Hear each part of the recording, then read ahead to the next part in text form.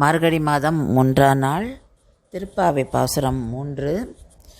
ஓங்கி உலகளந்த உத்தமன் பெயர் பாடி நாங்கள் நம் பாவைக்குச் சாற்று நீராடினால் தீங்கின்றி நாடெல்லாம் திங்கள் மும்மாரி பெய்து ஓங்கு பெருஞ்சன்னல் ஓடு கயலுகள பூங்குவளைப் போதில் பொறிவண்டு கண்படுப்ப தேங்காதே புக்கிருந்து சீர்த்த முளைப்பற்றி வாங்க குடம் நிறைக்கும் வள்ளல் பெரும்பசுக்கள் நீங்காத செல்வம் நிறைந்தேலோ ரெம்பாவாய்.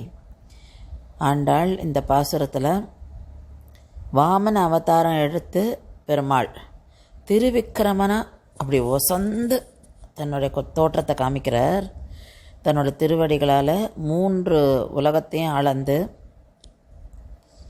நமக்கு நான் அப்படின்ற எண்ணம் இருக்கக்கூடாது அப்படின்றத காமிக்கிறதுக்காகவே. ஏன்னா பலி ராஜா தான் அப்படின்ற எண்ணம் இருந்து தானே அவன் பெருமாள் கிட்ட வந்து என்ன வேணும் கேளுன்னு சொல்கிறான். அதனால் அந்த ஒரு பாடத்தை நமக்கு போதிக்கிறதுக்காகவே அந்த அவதாரம் எடுத்த திருமாலோட திருநாமங்களை பாடணும் அப்படிங்கிறா. அதுக்கு நோன்பு இருக்கணும். காலையிலே நீராடி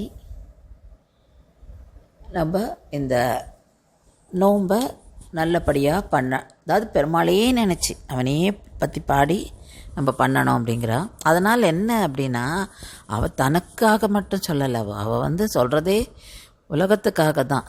நம்ம அப்படி பண்ணும்போது நாடு முழுவதும் மாதந்தோறும் 3 மழை பெய்யும்.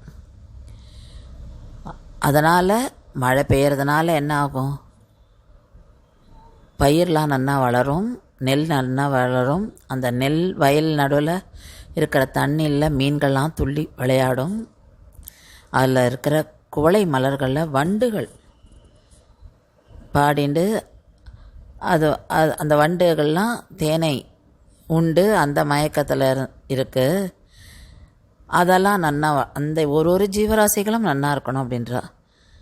அப்புறம் மாடுகள், பசுக்கள்லாம் அப்படியே நிறைய பால் சுரக்கணும். அப்போ இதெல்லாம் இருந்தாலே அந்த இடத்துல ஒரு நீங்காத செல்வம் அப்படிங்கிற. ஏன்னா பசுக்கள்லாம் தான் நம்மளோட செல்வத்துக்கு அடையாளம். அதனால் இவை எல்லாமே இருக்கணுங்கிற. இங்கே வந்து அவள் சொல்கிறது எல்லாமே ஜீவராசிகள், அதாவது அந்த பூச்சிலேருந்து மீன்லேருந்து எல்லாத்தையும் சொல்கிறா. அப்புறம் பயிரை சொல்கிறா. ஆனால் பயிரை யார் சாப்பிடப்போறா? நம்மளாம் ஜீவராசிகள். ஸோ அந்த மனிதர்களுக்கு எப்படி இதெல்லாம் எல்லாமே பயன்படும், அதுக்கு நம்ம என்ன இருக்கணும் அப்படின்னு தான் சொல்கிறா. ஸோ இங்கே வந்து ஃபுல்லாக அப்போ பாடுறது அந்த நோன்பு எல்லாமே எல்லாருக்காகவும் தான், உலகத்துக்காக தான் அப்படின்றத ரொம்ப அழகாக சொல்கிறா. இன்றைக்கி நம்ம பார்க்க போகிற கோவிலே இந்த விக்ரமனா பெருமாள், அதாவது ஓங்கி உலகளந்தவனா 3 இடத்துல இருக்கார். ஒன்று திருக்கோவிலூர், இன்னொன்று காஞ்சிபுரம் ஓங்கி உலகளந்த பெருமாள், இன்னொன்று சிறுகாழிக்கிட்ட தாடாளன். இந்த 3 இடத்துல தான் பெருமாளை நம்ம வந்து திருவிக்கிரமனாக பார்க்கலாம், சேவிக்கலாம். ஸோ இன்றைக்கி நம்ம பார்க்க போகிறது திருக்கோவிலூரில் இருக்க திருவிக்கிரமன்.